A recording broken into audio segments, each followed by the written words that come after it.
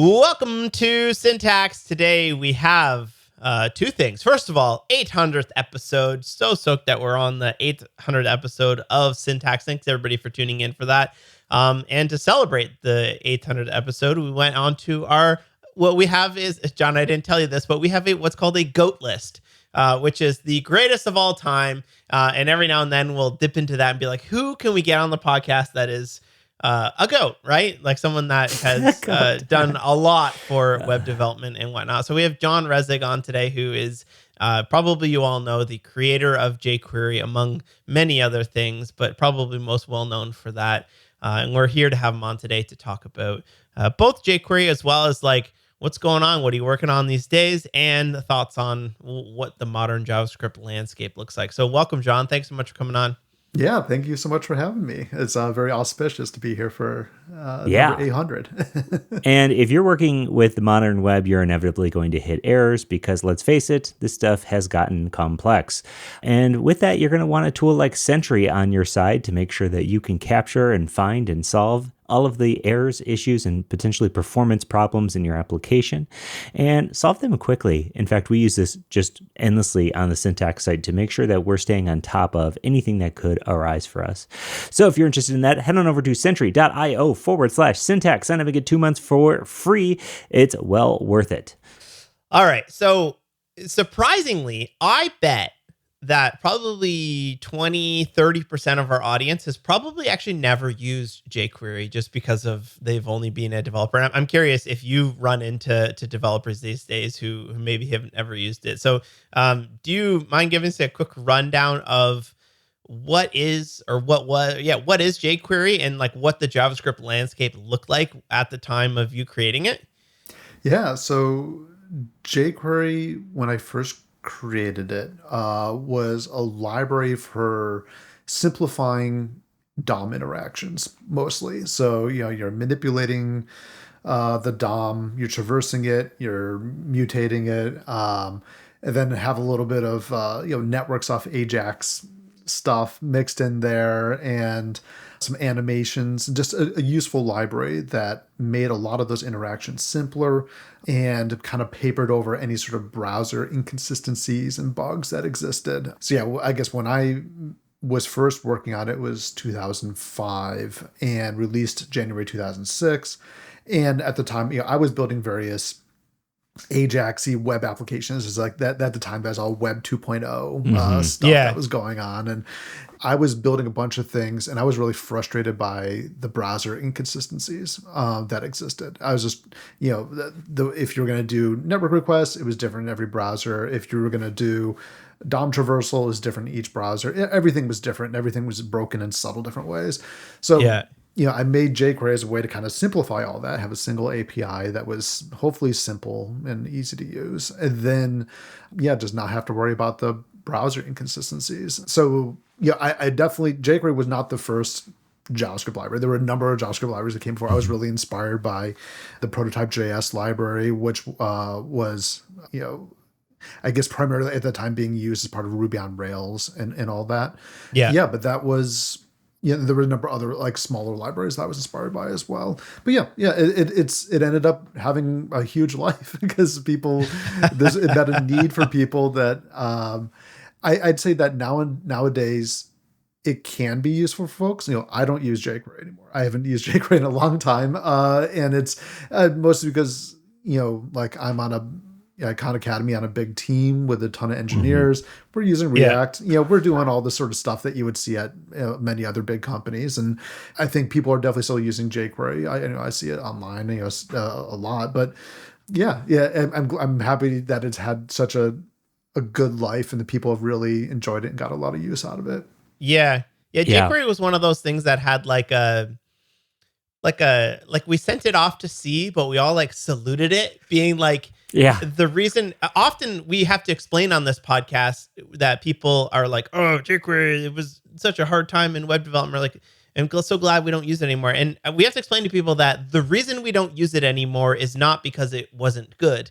The reason we don't use it anymore is because it inspired the browser standards to sort of come up to speed. And now it was at a point where we don't necessarily need it anymore. There's still quite a few people who either are on projects that are built on top of it and it's not worth moving, or who still prefer the simplicity of the API over the built-in stuff.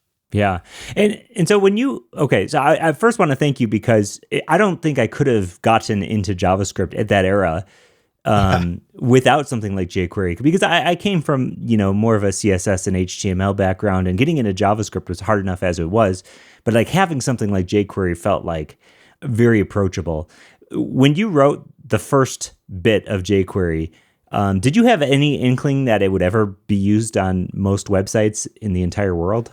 Oh, I mean, certainly not. I mean, in the early days, I did a lot of, promotion and marketing and advocacy to try. It was an open source framework, but I wanted people to use it. I thought it would be, it'd be something that people appreciated. But like, I think something that was kind of wild is that when you look at the number of people who are writing JavaScript in 2005 as like a serious thing, it was very, very small. Very small. Like JavaScript was a toy language. No, people weren't treating it like a serious. Like I remember going to conferences in those early days, like 2006 or 7, and there would be some companies there being like, "Hey, we're like, this is what we've done to like think about performance in JavaScript," and it's just like, but it was so rare and so exceptional that as to be noteworthy that someone actually cared about this stuff, and I think that's what people don't.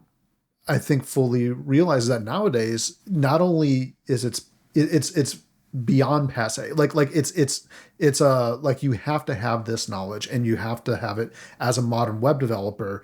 It's no longer optional to like not think about performance, not think about accessibility, not think about all these other things that are very important to shipping an application.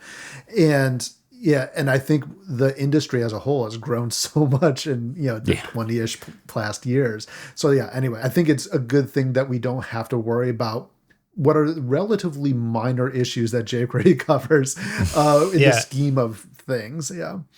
I will say that jQuery still solves the animate slide down better than most frameworks and libraries these days. For 20 years, yeah. I know, that's the one thing I look back on fondly, very much so, yeah.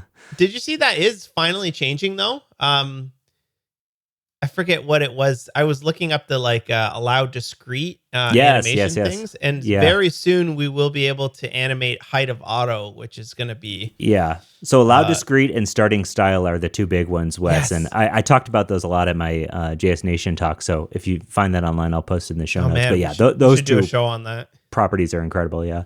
I'm curious about the like jQuery community as well, because honestly, I think that the jQuery community, or I know that the jQuery community is why I'm a web developer today, because I was kind of just stumbling along doing some WordPress stuff, and then I got into the jQuery chat rooms, and then I was like, wow, this is a whole community.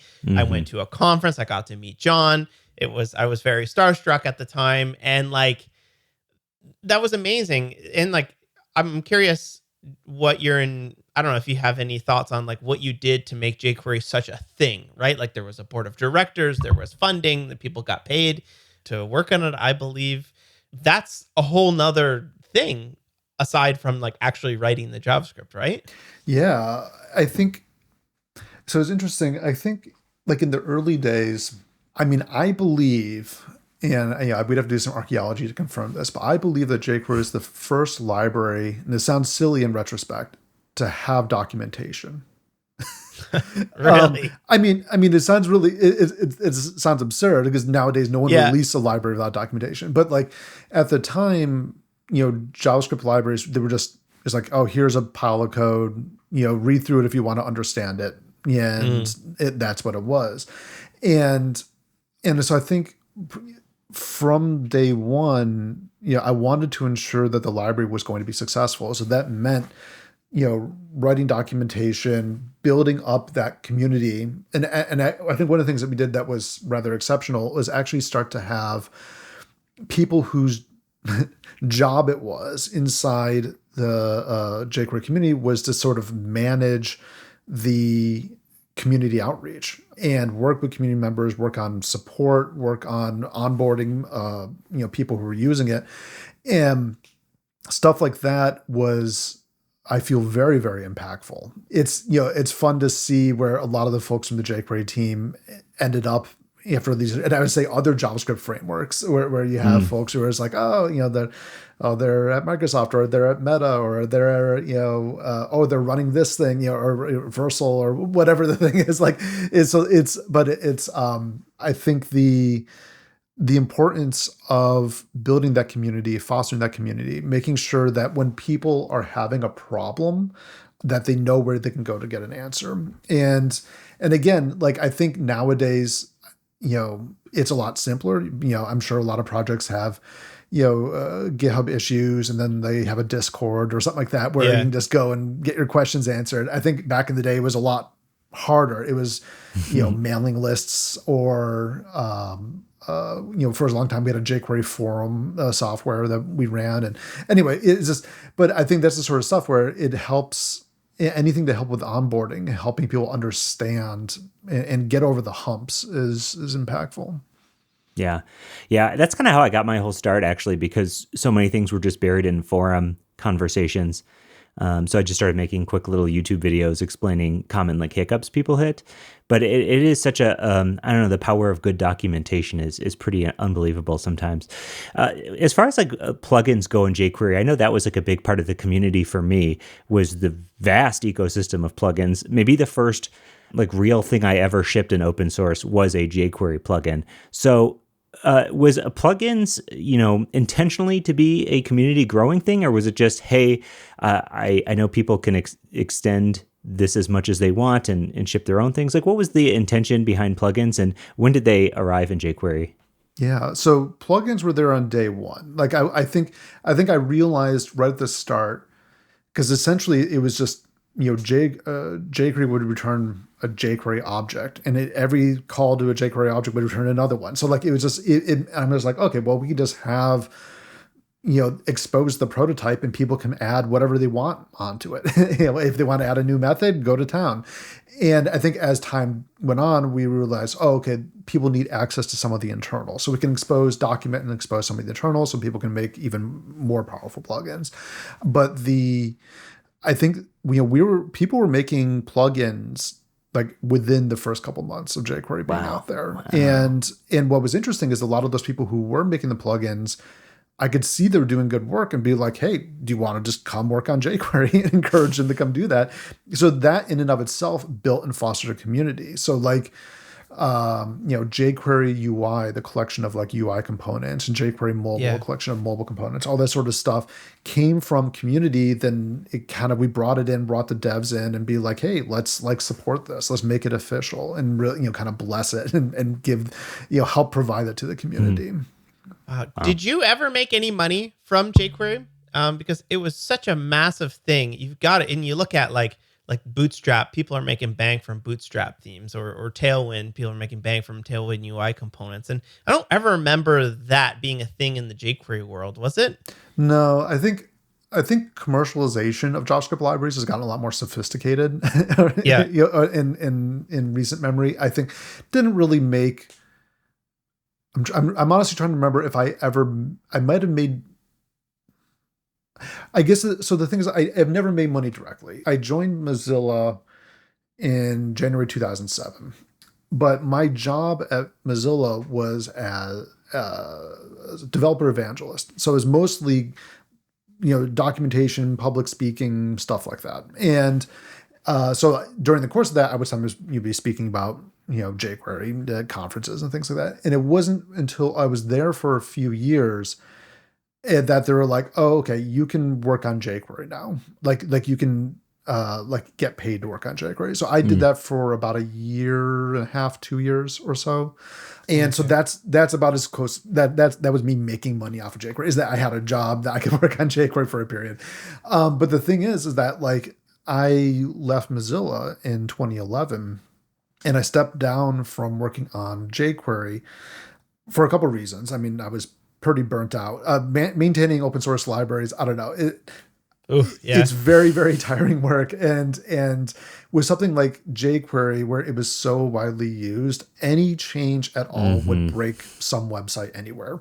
It was a bug fix, it would break someone's website because they were relying on the bug working in a certain way. Yeah. It didn't matter what you fixed, you broke something. And so it ended up being the most aggravating work. And then, of course, the every byte mattered. So every time you couldn't add features. So if you were adding features, people would get upset because you're now increasing the size. If you remove stuff, people get upset. If you make, anyway, it's the sort of thing where I'm like, okay, I'm not really having fun working on this. And, but then additionally, I think I was in a weird place in my career where the only applications I had shipped were ones that I had built personally on my own. And I never worked on a team building and shipping an application. And so a lot of the things that I was putting into jQuery or software supporting was done in the abstract. I hadn't done it myself. And so that's the sort of thing where when I joined Khan Academy, I did so just because, one, I was very interested in education, getting to work and focus on that. But then additionally, getting to work on a team, shipping and building stuff was actually a very exciting prospect for me. I wanted to be able to focus on that. Yeah, being able to just set aside the jQuery stuff. It was in good hands. There was a nonprofit. There was a whole team running things, and I knew it was going to be in good shape. I put a lot of time into ensuring that it would be successful. But then, then I could carefully step away and be like, okay, now I can just go work on something else. Yeah, that's great. And let's talk about that. So you have been at Khan Academy for probably 12, 13 years. Yeah, 13 years. What are you doing there?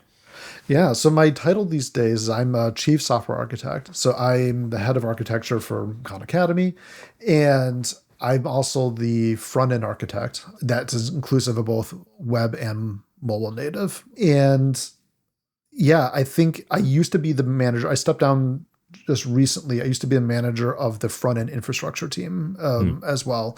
We now have a new manager who's helping me, but I'm you could call me the PM for that team, and that I'm helping to drive the direction of what's being worked on there.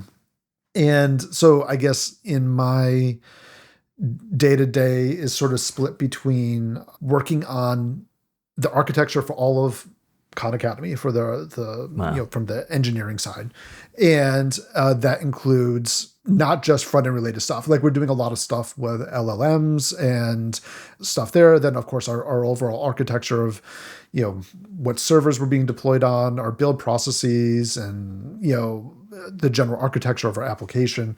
But then also the front end specific stuff. Obviously, I care about that stuff a lot. I'm very passionate about it. So I have lots of opinions about build systems and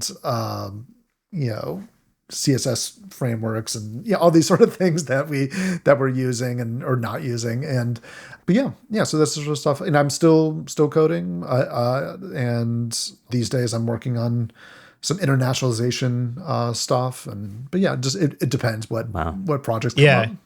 Yeah, a lot of people are asking on Twitter, like, what are you working? Are you still coding now? And like, you go to your GitHub, it's solid green, like just commits all day long. So I'm curious what the actual tech stack at Khan Academy looks like. So backend is Go, and we're running on Google's compute platform, GCP, and we use GraphQL. And we have a number of Go services, and we do a federation. So GraphQL federated across all those services. Okay. And then on the front end, I'll just preface this by saying a couple of things. One is that our front end tech stack is huge. It's like I'm sure. multiple millions of lines of code. Yeah. Okay. And it's gone through. Okay, so we were the first consumers of React outside of Facebook and Instagram. Wow. Really? So very first. And the thing is that there are some ancient parts of our application that actually are still using jQuery. There are things that like dev admin stuff that no one touches.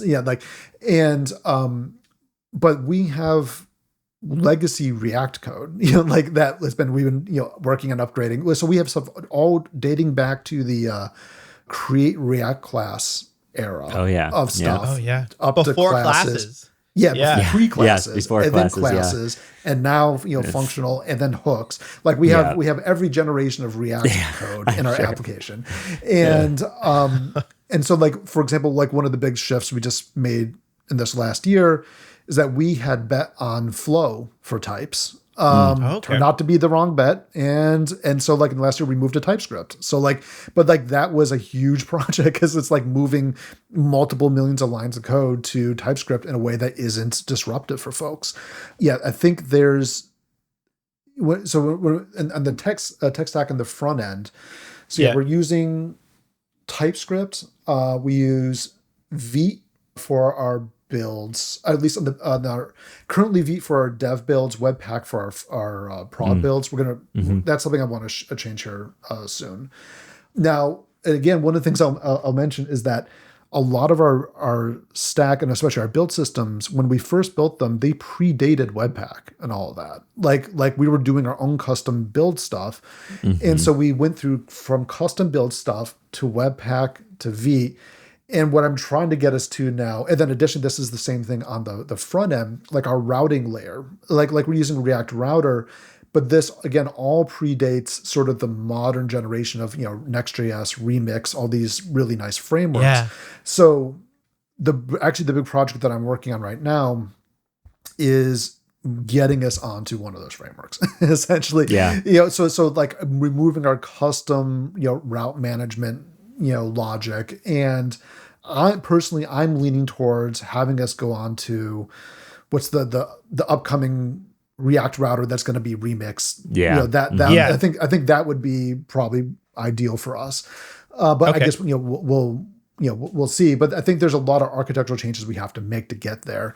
And then additionally, like on the CSS side, we're still using the CSS and JavaScript framework that we made at Khan Academy called Aphrodite, but we're wanting to move off of that. Like and that's the thing that we're in the process of figuring out. It's like, okay, should we just go to like CSS modules, or should we use another CSS and JavaScript thing, maybe like Panda CSS or something like that? So that's something that we're also trying to, reconcile. But yeah, so there's a lot of technical decisions. Yeah.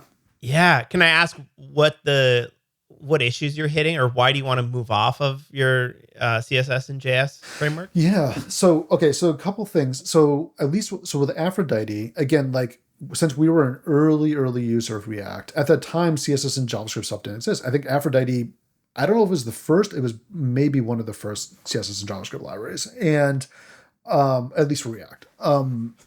And there's a couple of issues. One is it's slow at the runtime. Like you have a runtime library, where things are being computed at runtime.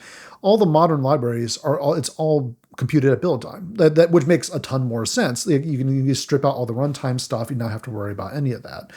And so we're shipping code to production. We don't need to be. It's slow to render. We don't want that. Now, of course, React server components are also pushing our hand here. Like Aphrodite just does not work in a React server component world. And we want to be using RSC.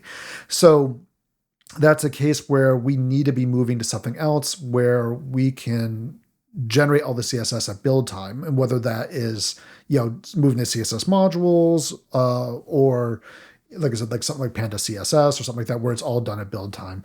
And one thing I will say is that we're intentionally not looking to move to Tailwind because I think I don't know what we would do if we were starting over. If we can wave a magic wand. But the problem is that moving from, again, multi-million line code base of already using CSS and CSS like things, like it's not practical to move to something like Tailwind. It's so different as a concept. So anyway, I think that's the sort of case where, I think we need to find something that we can incrementally move over, or at least write code mods that we can like programmatically move our existing things over. Yeah, that tracks for sure. You mentioned that you bet on Flow and they're now have converted to TypeScript. I'm curious about like your thoughts and opinions on TypeScript versus Flow. Did you prefer Flow even after using TypeScript, or how do you feel about it now? I think there's certain things in Flow that we liked. and certain language features, but also the performance. Flow was definitely faster. And it's just one of those things where we were just like, even though it's TypeScript is worse, quote unquote, in some ways, the fact that everyone uses TypeScript makes it better. And it doesn't matter how much incrementally faster Flow is. Like we would just that is lost when every time you adopt a new library, there are no types for it in Flowland. It's a huge hassle. I think people, it's hard to overstate the impact of the sort of those market effects that happen. And so, eventually we're just like, this is ridiculous. We can't keep doing this, unfortunately. Yeah, we had to. Yeah, it was it's just imperative. We had to do it, even though it was a painful project. Man, I want to ask about the GraphQL as well, because I know you wrote a book on GraphQL, and every single time we have somebody on the podcast who talks about GraphQL, it seems like they say it works really well because we are a large company with lots of services, and GraphQL is really good for a federation layer, which is sort of a single layer to join them all. Is that where you see GraphQL these days? I mean, so I don't think it's necessarily exclusively so, but I think that for us in a company like we are, it makes it very easy to do this sort of thing. And GraphQL really benefits this a bit of our style development and our various processes. And I mean, obviously it depends on like if you were like an individual just making a project and you're just trying to ship your thing, maybe GraphQL could be helpful for you. Like, I mean, thinking about going back to the world of like writing REST endpoints where each endpoint, I have to like custom make my get and my post, and I have to think about every field that's coming in. And I don't know, I wouldn't go back to that personally, but just because I think, being able to define your schema up front and just be able to just wave your hand and be like, great, I have access to all the data that I need, and I can have all my resolvers give me everything I want. And not only that, I think it also depends on how much you're bought into using types in general. So I think if you're just like fly by the seat of your pants, just this, I don't know, I'm just throwing code out there. I don't really care if the test pass or if there are tests or whatever, and whether types are, if I have types or not, then GraphQL is not for you. Absolutely. But I think the benefit of being able to have typed queries where you can know, like if you change a field, every single part of you're going to know every single part of your application that is going to break if you change that field. That is incredible. That allows you to do refactoring that you couldn't possibly do in a REST style world, unless you had some other custom types of REST. But at that point, just do GraphQL. So like, I don't know. I think that's the sort of stuff where it's, I find GraphQL to be useful for myself personally in my side projects, even when it's just me, because honestly, when I'm doing side projects, I'll work on it and then I'll come back to it months later. I'll be like, what was I doing? And like that schemas, those types, those save me because then I'm like, oh, right, that's what I was doing. And I don't like mess myself up and like break things because I can, have that context. Yeah, I do love how GraphQL is so self-documenting, and the tools, the playgrounds, all that stuff. It just makes it really, really simple to understand your data at all points. I know you said you used jQuery up until maybe not up until you used React, but what was like your front end framework journey? So I'm sure you used jQuery quite a bit, and now you use React. Was there anything in between there? Were there things you tried and didn't like? What was that journey like for you? So I guess with jQuery, it was a lot of, when I joined Khan Academy, we were doing jQuery Backbone, which was then also handlebars and stuff like that. Marionette, maybe. Yeah, I think so I mean, I've experimented with other stuff personally, but like, I think I still just keep coming back to React stuff. I don't know. I think the model matches for me really well. Like I understand like what it's trying to do. And I think that I've tried other frameworks.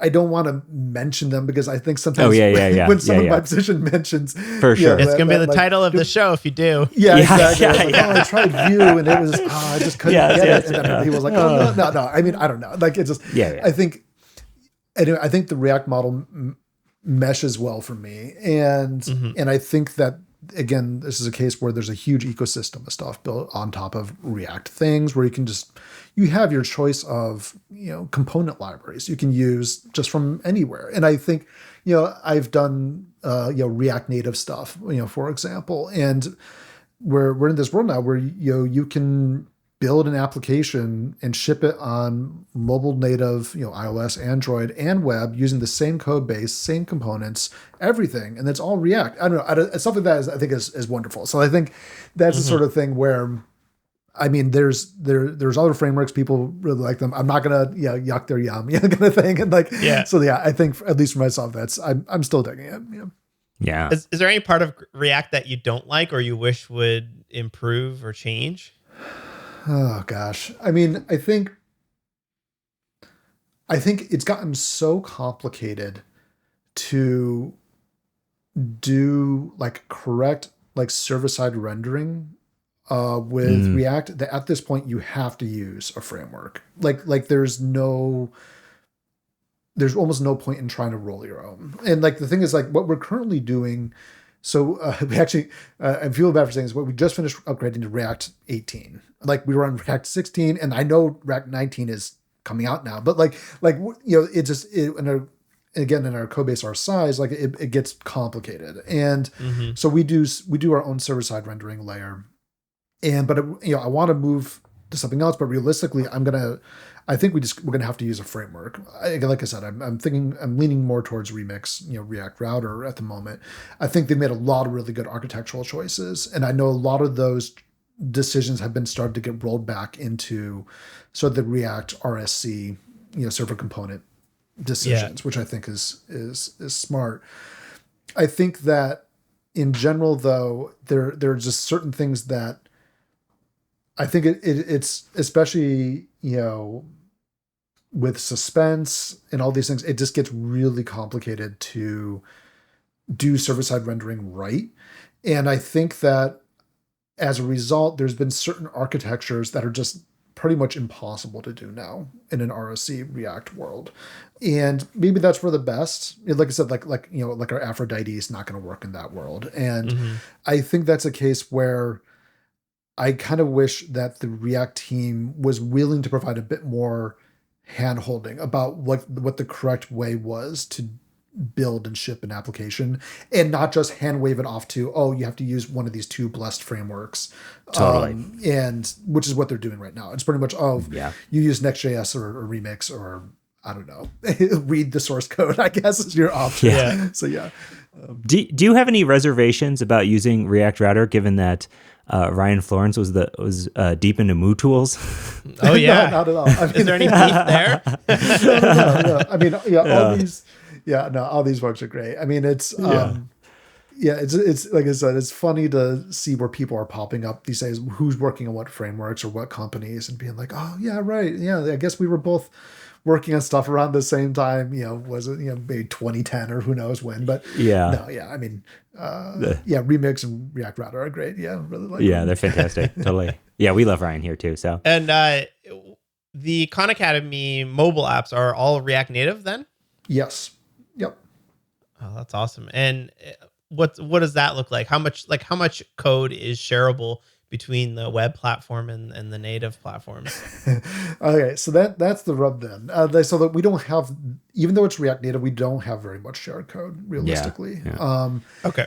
I think part of the challenge here is it's multifold. I think the thing we do have shared is that they're both using the same GraphQL schema and all that stuff. So the underlying data and queries and mutations and all of that is the same.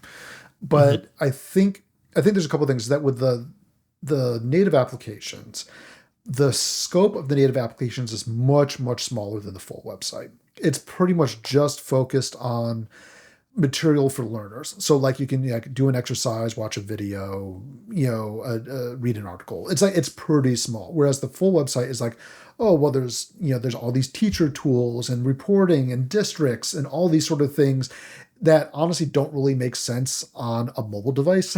And so like we just have, and if we were to, optimize for a mobile viewport, we would probably just do it on web. We wouldn't do it on mobile. There's not much point in having it be on a device. And I think one thing that makes Khan Academy a little interesting when compared to other companies is that if we look at our browser user agent breakdown, like we are I forget what the current numbers are. The majority of our users are on Google Chromebooks. Wow, yeah. That makes sense. Yeah. Like Chrome, like Firefox is less than 1% for us. Safari is like a few percent, but then or maybe it's a little bit more than that, but like it's like Chrome crushes everything. And out of that is mostly Chromebooks. Because again, we're primarily being used in schools, and Chromebooks dominate schools. So like, yeah. Wow. And what about state management? Do you use something that works with your GraphQL data fetching layer? Yeah, so I think that's something that we leave to the teams to make some more decisions about. Some teams are using Redux, although I think most of them kind of moved away from that at this point. Some teams, we do use some Apollo for GraphQL. We have a couple of different GraphQL solutions, but some use Apollo and use Apollo's internal cache management and state there. But then honestly, at this point, a lot of teams are just building their own state, just using React hooks and stuff like that, or using providers or whatever the thing is. Yeah, like I think at this point, the tooling in React itself has gotten good enough that most teams are just using whatever's built in. Yeah, just state. Beautiful, cool. As a previous Mozilla employee, what do you think about Firefox and the sort of state it's in today? Yeah, I mean, it's interesting. So, when I was at Mozilla 2007 to 2011, and I remember it's interesting because Mozilla, the offices, I worked remotely in Boston, but the main offices were in Mountain View, literally across the street from Google. And the offices themselves, the office building was owned by Google, and Mozilla was just a tenant there. And I remember all the Mozilla employees had Google badges they could go use the cafeteria at Google, and Google would give funding to Mozilla because of the search bar placement and all this stuff. So like the Mozilla was very tightly tied to Google. And I remember there was a period, I forget exactly what years, where certain key employees just decided to go work at Google. And you're like, okay, well, this person specializes in like browser rendering performance. What could they possibly be doing at Google? And it's like, well, obviously Google's building a browser. That's the only thing they could possibly be doing. Oh, so like it was before like Chrome? Yeah, so Chrome, wow, yeah. Wow. So like we didn't know what it was gonna be, but obviously we knew it was coming.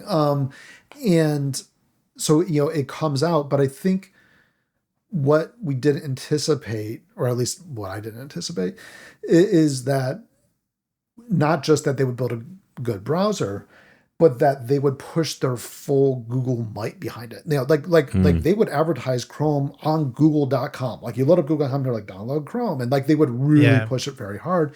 And then they would do initiatives like Chromebooks and stuff like that to like get Chrome, absolutely everywhere. So I think realistically, it just sucked the oxygen out of the room for any other browser to exist in a Windows world. And, I think the only thing that keeps Safari alive is that it's tightly bundled to whatever Apple's shipping. That's the thing that saves it. And so, it's disappointing. I think, I liked Firefox. I think it's a good browser. I don't use it. I use Chrome. I think that's unfortunately where you kind of got to be. Yeah, totally. We had some questions from listeners. In fact, here's a question from Killian Volkov, who actually wrote the really incredible testing browser Polypane. I don't know if you ever heard of Polypane.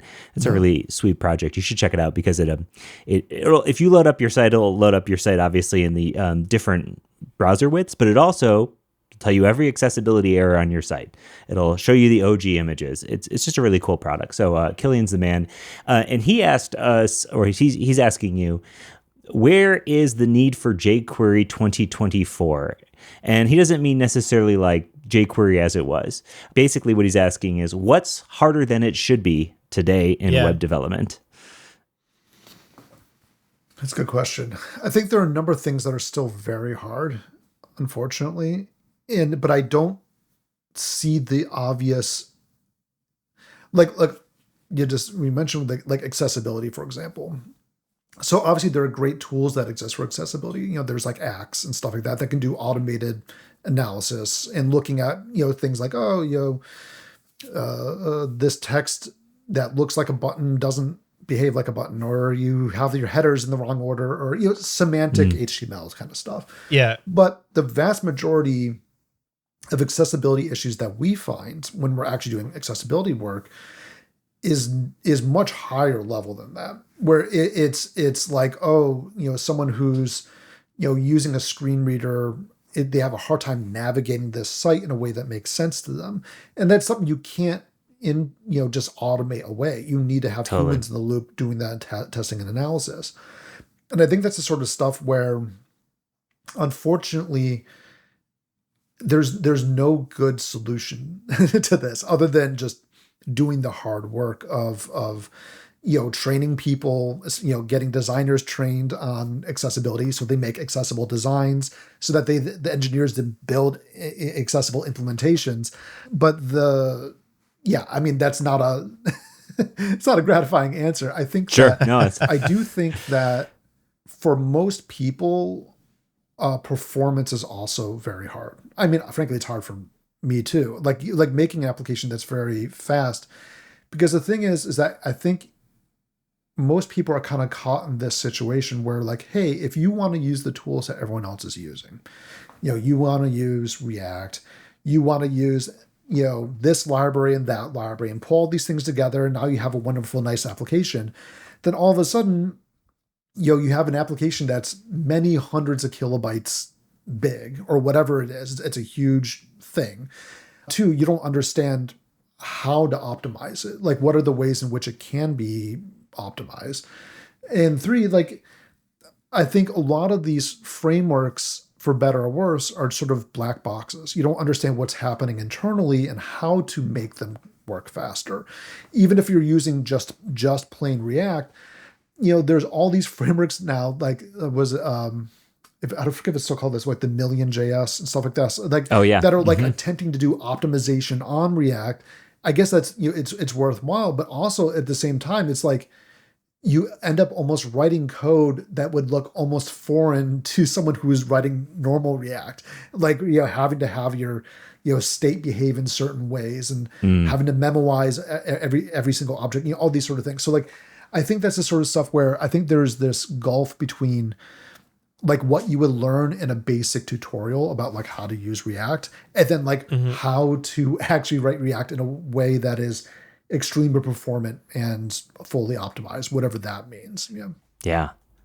We had a couple questions just about, like, similar to the question we had about JavaScript sprinkles, which is instead of going all in using like a React application or whatever, but there's sort of this other idea, which is like kind of like jQuery was, which is write your HTML and then sprinkle on a little bit of JavaScript on top.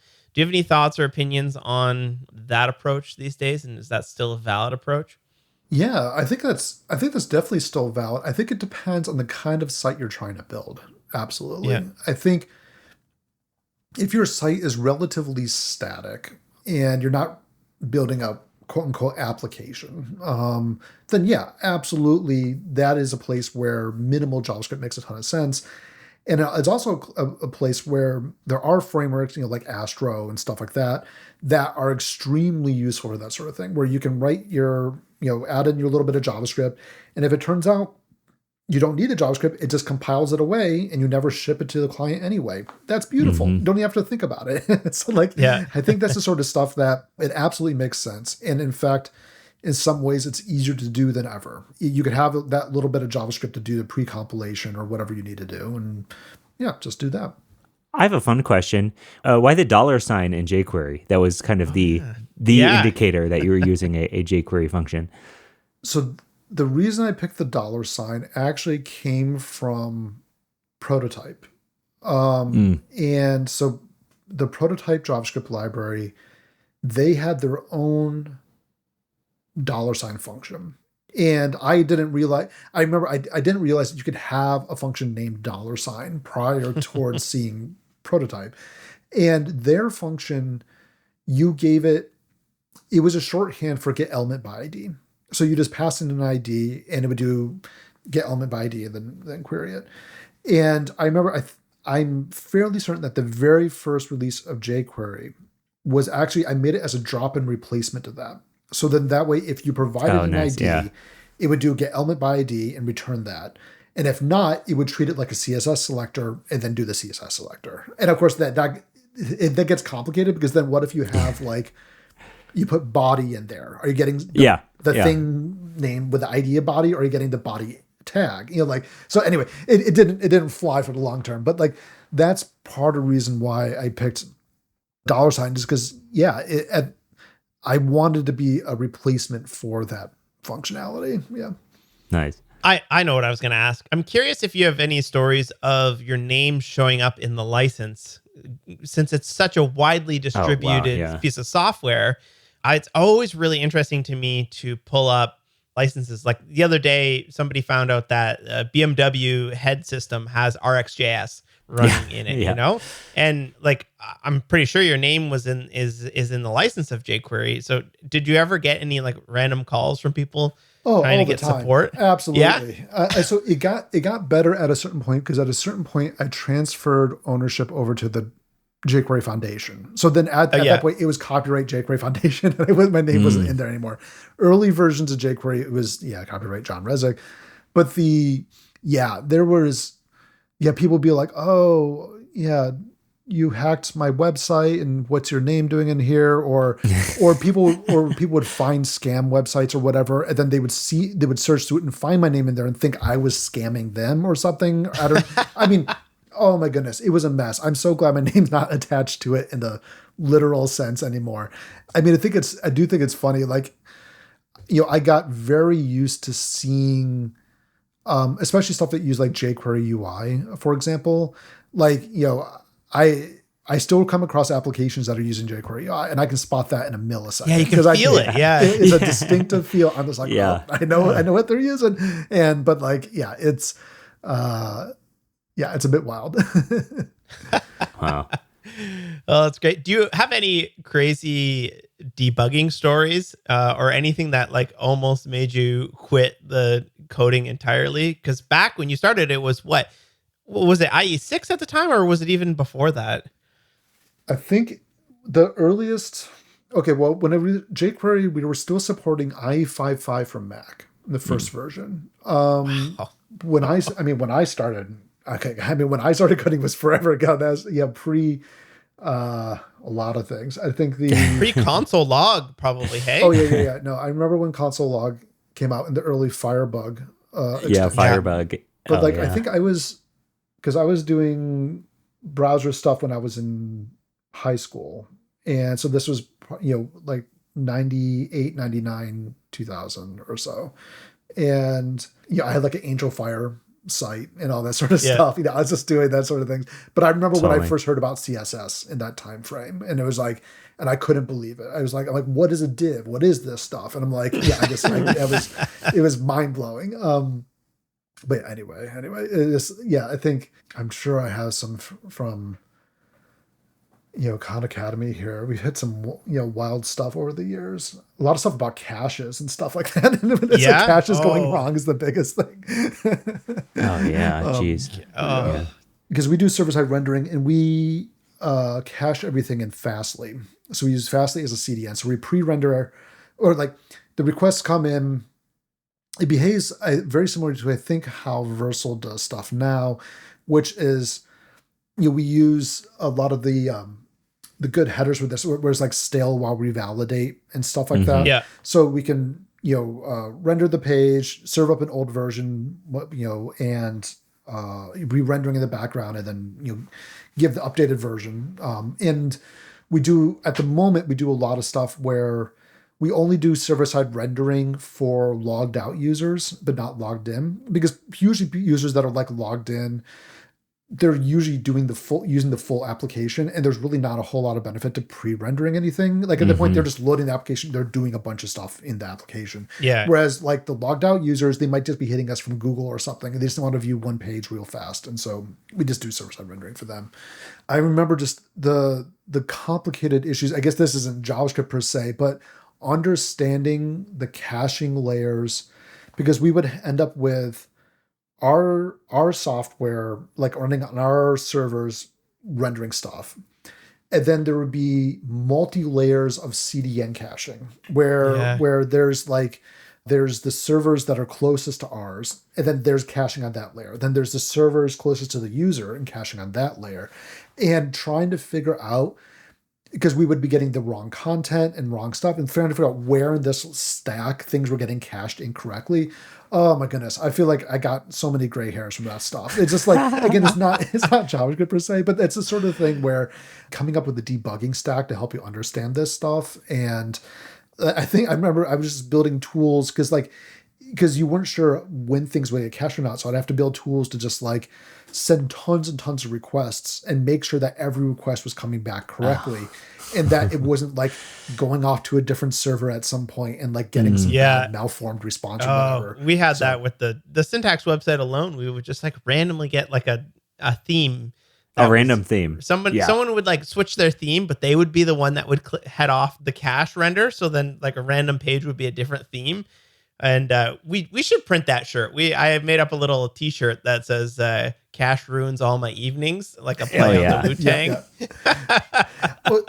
Okay, here's something going back to earlier. We were saying, is there something you wish React did better? So I think something that's wild to me that I don't see talked about is that, again, with server-side rendering, a lot of people have pushed towards using cloud functions for doing rendering, which makes sense. I think there's a lot of benefits to it, namely like you no longer have to worry about state across renders because you load all the code into memory, you execute it, and then it's done. And then that's it. You're not reusing anything. But if you try to do anything else, like if you're not using cloud functions, if you're trying to run a server, and if you're trying to reuse that code, that server code that you have loaded in, there's so much work you need to do to make sure that you aren't polluting the state across renders. And there's nothing for this. I've seen no linters for this stuff. I've seen no tooling to help ensure that you have state that's going across. And I think I'm actually kind of wonder if people, part of the reason why cloud functions have, using Cloudflare or whatever, fastly computed edge, GCF. I wonder if part of the reason for that is that it's just so hard to write your own server that is in fact not that's stable, that is not getting polluted across renders. But I don't know. I think so. That's one thing I would ask for. I've been writing my own linters and stuff for this, but like that's I feel like a lot of it is highly application specific, which is I think also complicates it.